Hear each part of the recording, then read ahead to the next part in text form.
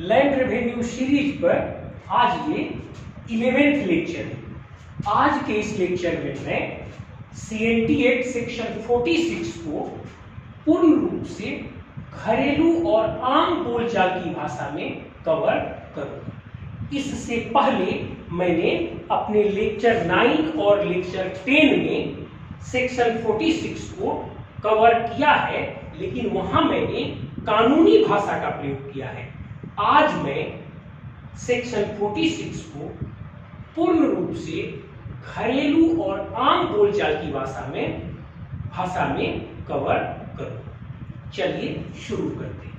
सबसे पहले वर्तमान में CNT एक्ट का विस्तार झारखंड राज्य के 3 कमिश्नरी, उत्तरी छोटा नागपुर, दक्षिणी छोटा नागपुर और पलामू में है। अर्थात अभी वर्तमान में CNT एक्ट उत्तरी छोटा नागपुर, दक्षिणी छोटा नागपुर और पलामू प्रमंडल में पड़ने वाले जिलों में लागू होंगे।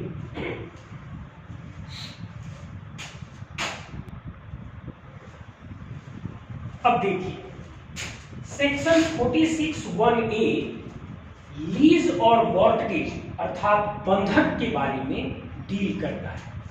इस सेक्शन के तहत कोई भी रैयत, मतलब इस सेक्शन के तहत CNT एक्ट के क्षेत्र में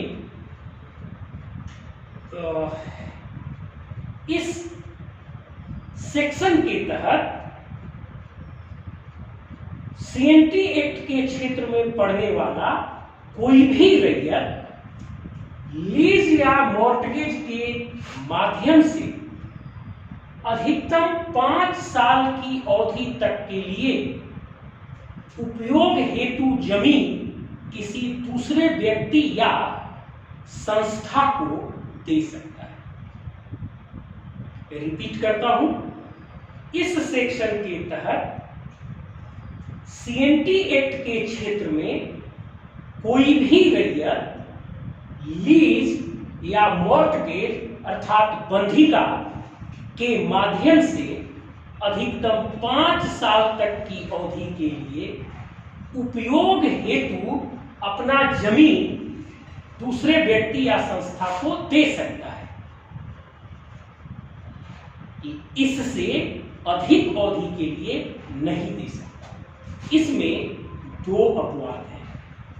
पहला अपवाद यह है कि भूत बंधा मॉर्टगेज एक विशेष प्रकार का बंधिका है, उसे 7 साल के लिए किया जा सकता है। और दूसरा, निबंधित सोसाइटी के साथ यदि लीज या मॉर्टगेज करना हो तो वो 15 सालों तक के लिए किया जा सकता है।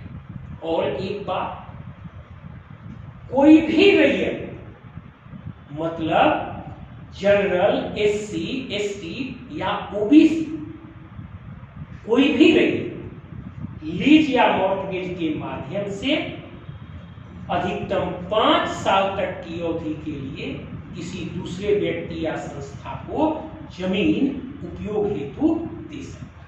और अपवाद मैंने दोनों आपको बता दिया।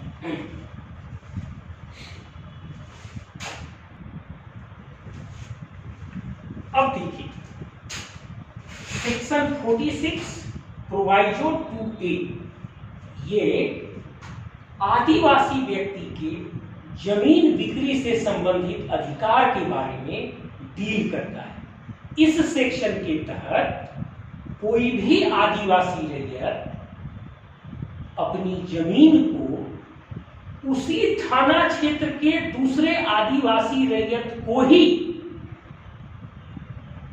दे सकता है, बिक्री करके, बदलैन करके या गिफ्ट के माध्यम से या विल के माध्यम से, लेकिन उपायुक्त की अनुमति के बाद, मतलब उस जिले के DC महोदय के अनुमति के बाद ही। एक बार फिर से सुनिए, इस सेक्शन के तहत कोई भी आदिवासी रैयत अपनी जमीन को उसी थाना क्षेत्र के दूसरे आदिवासी रैयत को जिस थाना क्षेत्र में वह जमीन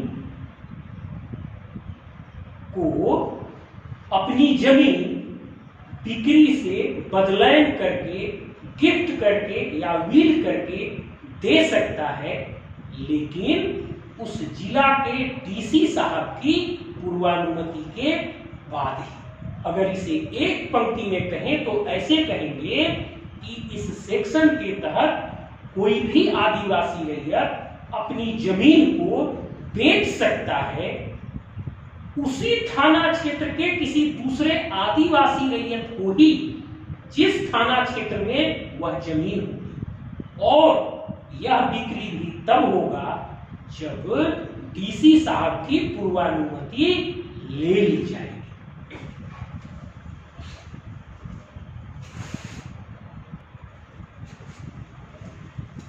यहां पर एक बात ध्यान देने योग्य है कि कोई भी आदिवासी रैयत अपनी जमीन को किसी दूसरे आदिवासी रैयत को ही बेच सकता है, किसी गैर आदिवासी को नहीं बेच सकता। और दूसरा, वो भी आदिवासी खरीदार उसी थाना क्षेत्र का आदमी होना चाहिए जिस थाना क्षेत्र में वह जमीन स्थित है।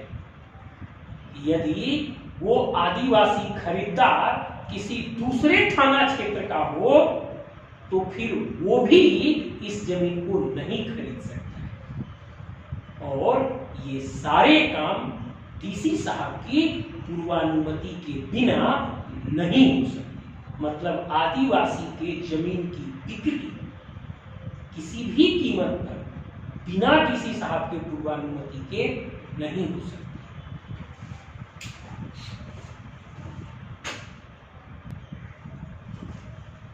अब देखिए सेक्शन 46 प्रोवाइजो 2B, यह किसी एससी और ओबीसी रैयत के जमीन हस्तांतरण के अधिकार के बारे में डील करता है। इस सेक्शन के तहत कोई भी एससी या ओबीसी रैयत उसी जिला की दूसरे एससी या ओबीसी रैयत को अपनी जमीन दे सकता है, बिक्री करके, बदलैन करके, वील करके, गिफ्ट करके या लीज करके दे सकता है, और वो भी उस जिले के उपायुक्त महोदय की पूर्वानुमति के बाद। अब फिर से इस लाइन को सुनिए। इस सेक्शन के तहत कोई भी एससी या ओबीसी रैयत अपनी जमीन को उसी जिला के दूसरे एससी या ओबीसी रैयत को दे सकता है, बिक्री करके, बदलैन करके, गिफ्ट के माध्यम से, लीज के माध्यम से या विल के माध्यम से, और वह भी उस जिले के उपायुक्त महोदय से पूर्वानुमति लेने के बाद ही ऐसा कर सकता है। मतलब इस केस में भौगोलिक क्षेत्र का दायरा बढ़ा दिया गया है। आदिवासी रैयत के केस में भौगोलिक क्षेत्र का दायरा था उसी थाना क्षेत्र का रैयत होना चाहिए। इस केस में रैयत उस जिले का होना चाहिए जिस जिले में वह जमीन पड़ती है।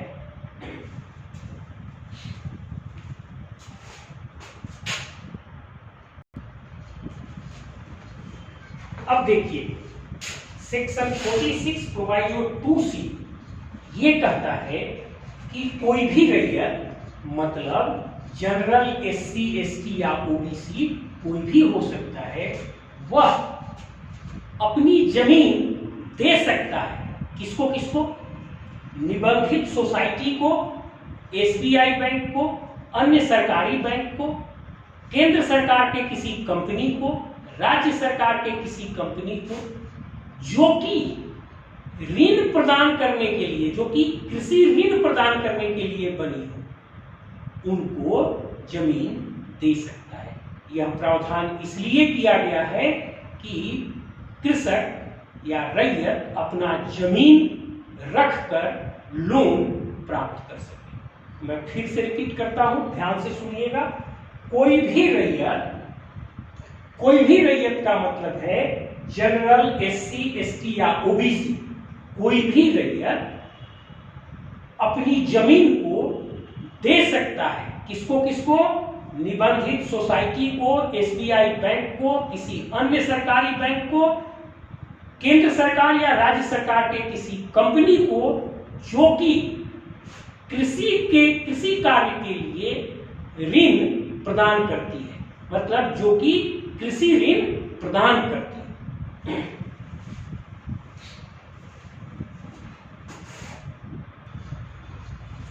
अब देखिए सेक्शन 46 प्रोवाइजो 2B, ये जनरल व्यक्ति के द्वारा उसके जमीन हस्तांतरण के अधिकार के बारे में बताता है।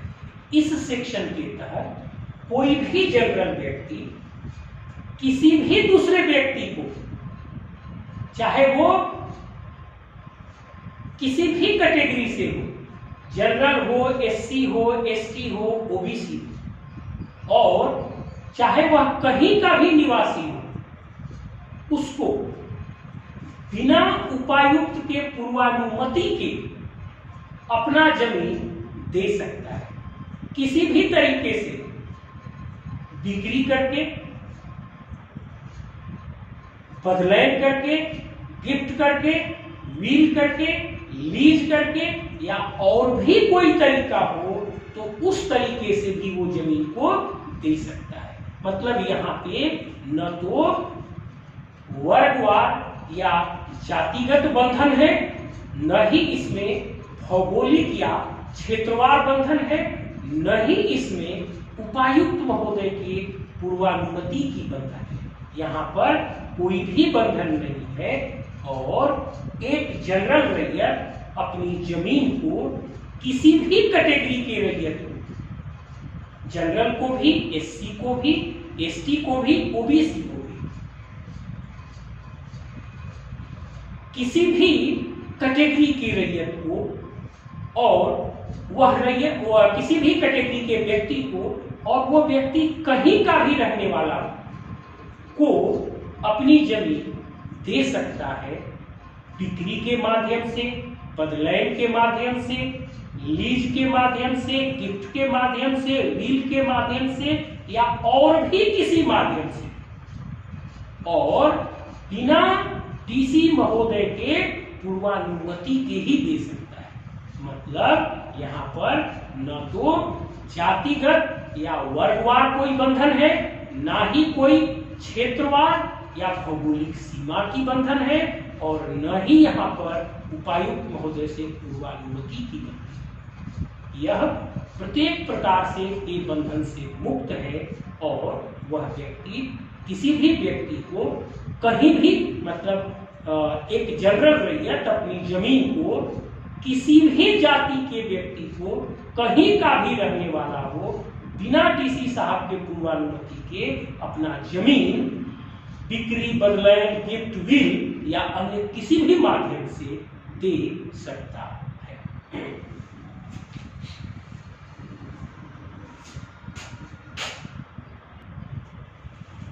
अब देखिए, जिस समय ये सीएनटी एक्ट लागू हुआ था उस समय जमींदारी प्रथा थी, इसलिए सेक्शन 46(2) में ये कहा गया था कि इस सेक्शन के सभी प्रावधान जमींदार के ऊपर बाध्यकारी होंगे, जमींदार के ऊपर बाध्यकारी होंगे।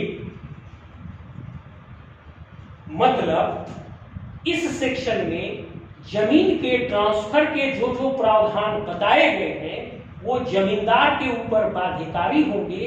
जमींदार को इस प्रकार के ट्रांसफर को स्वीकार करना पड़ेगा।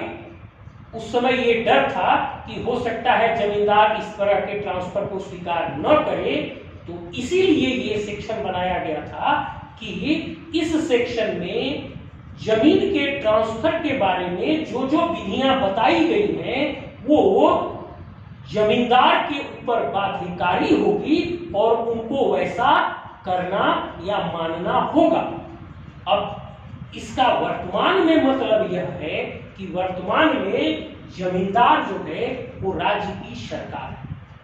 जब आप केवाला करेंगे तो उसमें लिखा जाता है जमींदार झारखंड सरकार मार्फत अंचल अधिकारी फलाना, उस अंचल के अंचल अधिकारी का नाम लिखा जाए, मतलब अंचल अधिकारी को लिखा जाता है। इसका मतलब हुआ कि वर्तमान में जमींदार जो है वो राज्य की सरकार है। तो इस सेक्शन के बताए गए प्रावधान वर्तमान परिप्रेक्ष्य में चूंकि राज्य सरकार जमींदार है तो राज्य सरकार पर भी बाध्यकारी होंगे।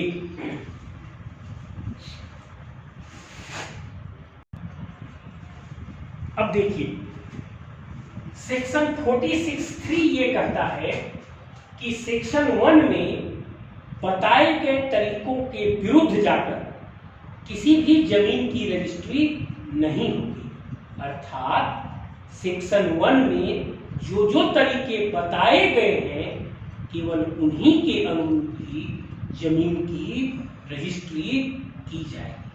दूसरा, यदि कोई गलत तरीके से ट्रांसफर हो गया हो तो कोई भी court, civil court, criminal court या रेवेन्यू कोर्ट उसको मान्यता प्रदान नहीं करेगा।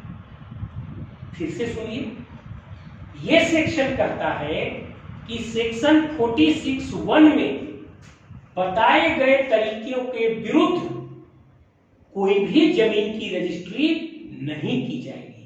मतलब सेक्शन 46(1) में जमीन के ट्रांसफर के जो तरीके बताए गए हैं केवल उन्हीं तरीकों के अनुसार होने पर जमीन की रजिस्ट्री की जाएगी और यदि कोई इस नियम के विरुद्ध ट्रांसफर हो गया हो तो कोई भी कोर्ट, चाहे सिविल कोर्ट या क्रिमिनल कोर्ट या रेवेन्यू कोर्ट उसे मान्यता नहीं देगी। ऐसा इसलिए किया गया है ताकि इस नियम को सख्ती से लागू किया जा सके।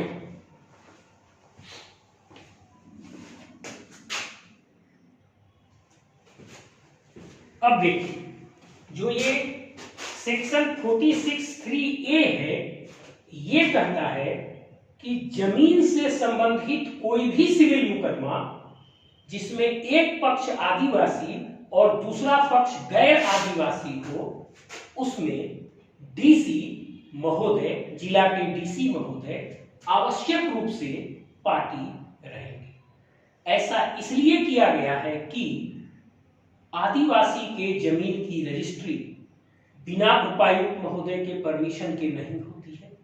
दूसरा, जहां पर जमीन की रजिस्ट्री होती है, रजिस्ट्री कार्यालय वह डीसी साहब के कंट्रोल या नियंत्रण में होता है और जहां पर जमीन का दाखिल खारिज होता है वो भी डीसी साहब के कंट्रोल या नियंत्रण में होता है। तो आदिवासी के जमीन की रजिस्ट्री डीसी साहब के पूर्वानुमति से होती है। दूसरा, रजिस्ट्री, जमीन की रजिस्ट्री कार्यालय में होती है जो डीसी साहब के नियंत्रण में होता है और जमीन का दाखिल खारिज सीओ के ऑफिस में होती है जो भी वह भी डीसी महोदय के नियंत्रण में होता है। अतः इसीलिए उपायुक्त महोदय को पार्टी बनाया गया है ताकि इस बात के प्रति वो काफी कॉशियस और सचेत रहेंगे और आदिवासी की जमीन कभी भी गलत तरीके से ट्रांसफर नहीं होगा। ठीक है।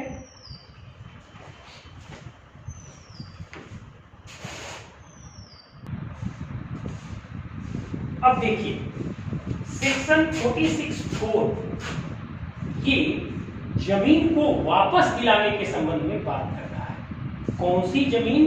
जिसे लीज या मॉर्टगेज करके दिया गया था। ये कहता है कि लीज या मॉर्टगेज की समय समाप्ति के बाद यदि व्यक्ति या संस्था जिसको जमीन दी गई थी वो वापस करने पर तैयार नहीं हो, तब समय समाप्ति की तिथि से 3 साल की अवधि के भीतर वह रैयत जिला के डीसी महोदय को आकर एक आवेदन देगा और आवेदन मिलने पर डीसी महोदय उस व्यक्ति या संस्था को रैयत की जमीन से बेदखल करेंगे और रैयत को अपना कब्जा वापस दिलवाएंगे। उदाहरण के लिए आप रामपुर फिल्म के ठाकुर साहब और गब्बर सिंह को ले लीजिए। मान लीजिए कि ठाकुर साहब ने अपनी जमीन लीज के माध्यम से 5 साल की अवधि के लिए गब्बर सिंह को दिया। अब समय बीत जाने के बाद भी, मतलब 5 साल की समय सीमा समाप्त हो जाने के बाद भी गब्बर सिंह ठाकुर साहब को जमीन वापस करने पर तैयार नहीं है, तब ठाकुर साहब अपने जिला के डीसी साहब के पास यही आवेदन लिख कर देंगे और वे यह आवेदन समय समाप्ति की तिथि से 3 साल की अवधि के भीतर देंगे। तब उस जिला के डीसी साहब प्रशासनिक तंत्र के माध्यम से गब्बर सिंह को उस जमीन से बेदखल करेंगे और ठाकुर साहब को दोबारा उनकी जमीन पर कब्जा दिलाएंगे।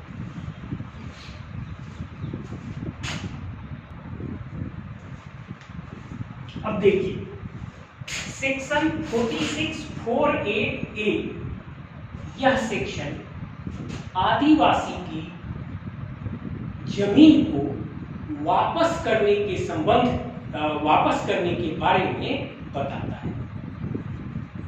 इस सेक्शन में यह कहा गया है कि कोई भी आदिवासी रैयत रजिस्ट्री की तिथि से 12 साल की समय सीमा के अंदर जिला के डीसी महोदय को जाकर आवेदन दे सकता है और रजिस्ट्री रद्द करने के लिए कह सकता है कि वह जमीन नियमानुसार ट्रांसफर नहीं हुआ।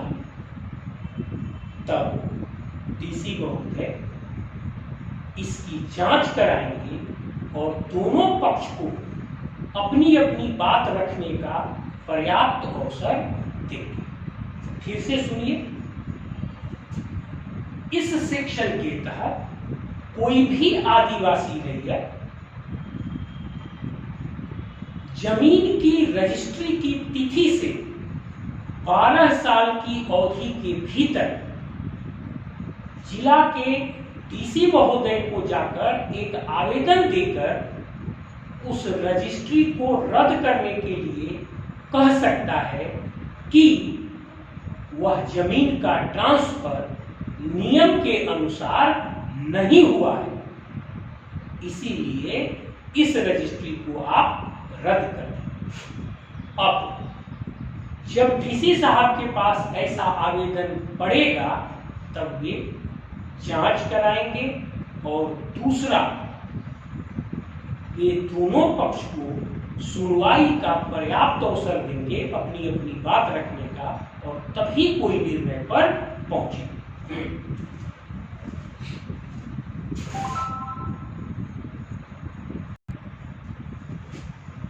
अब देखिए सेक्शन 46(4)A(B) ये कहता है कि यदि आवेदन पढ़ने के बाद डीसी महोदय ने जांच कराया और दोनों पक्ष को सुना, सुनने पर यह पता चला कि वो उस जमीन की रजिस्ट्री सही तरीके से हुई है, उस जमीन की रजिस्ट्री नियमानुसार ही हुई है, तब डीसी महोदय उस आवेदन को रद्द कर देंगे और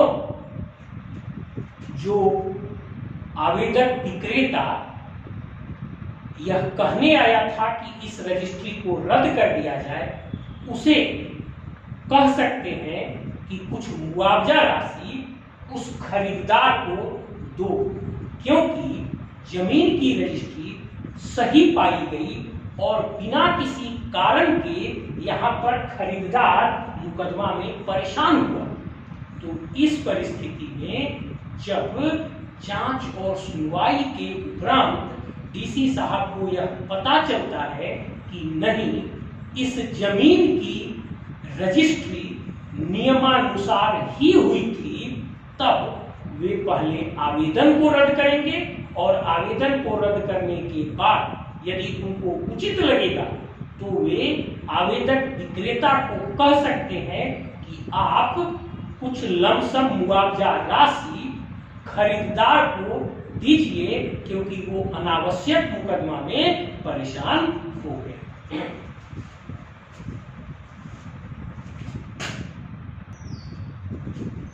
अब देखिए सेक्शन 46 4AC, सेक्शन 46 4AC कहता है कि यदि जांच और सुनवाई के दौरान यह पता चलता है कि रजिस्ट्री गलत तरीके से हुआ है, अर्थात रजिस्ट्री नियम का उल्लंघन करके हुआ है, तब सबसे पहले डीसी साहब उस रजिस्ट्री को रद्द कर देंगे और वे उस आवेदक विक्रेता को उस जमीन पर वापस से कब्जा दिलाएंगे। लेकिन यहाँ पर एक दो और परिस्थितियां उत्पन्न होती हैं कि यदि उस जमीन पर घर बन गया हो तब क्या हो।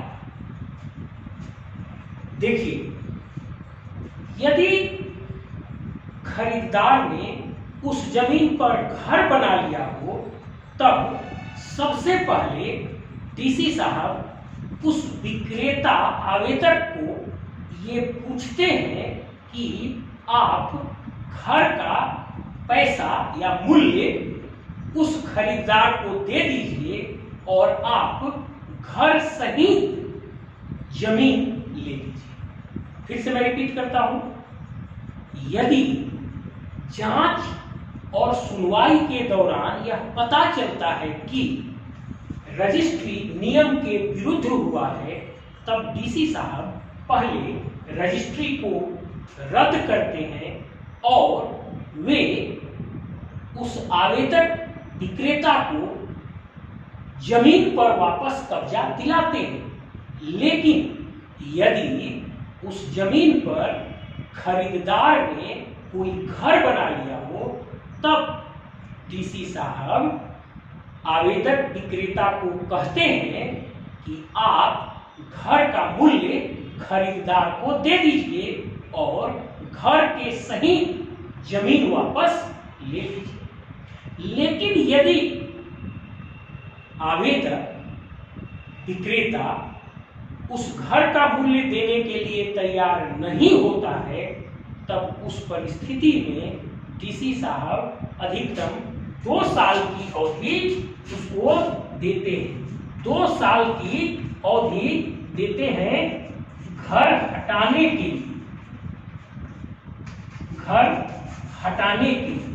यदि आवेदक विक्रेता उस जमीन पर बने घर का मूल्य देने के लिए तैयार नहीं होता है, तब डीसी साहब उस खरीदार को कहते हैं कि आप इस जमीन से अपने घर के मलबे को हटा लीजिए और अधिक से अधिक उसको 2 साल तक का टाइम देते हैं जमीन पर से घर को हटाने के लिए।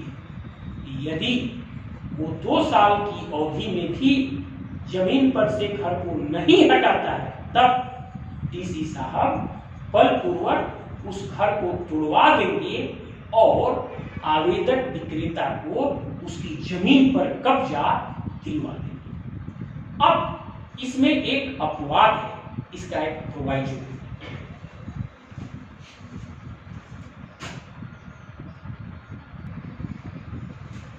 अब देखिए, इसका अपवाद ये है कि यदि जांच और सुनवाई के दौरान ये पता चलता है कि आदिवासी के उस जमीन का ट्रांसफर नियम के विरुद्ध हुआ है, लेकिन सीएनटी अमेंडमेंट एक्ट 1969 के लागू होने की तिथि से पहले उस जमीन पर खरीदार ने एक विशाल भवन बना दिया है और अब खरीदार उस विक्रेता आदिवासी रैयत को नजदीक में ही उसी के बराबर मूल्य का कोई जमीन देने के लिए तैयार हो जाए या डीसी साहब के द्वारा मुआवजा तय किया जाए और वो मुआवजा देने के लिए तैयार हो जाए, तब उस परिस्थिति में डीसी साहब उस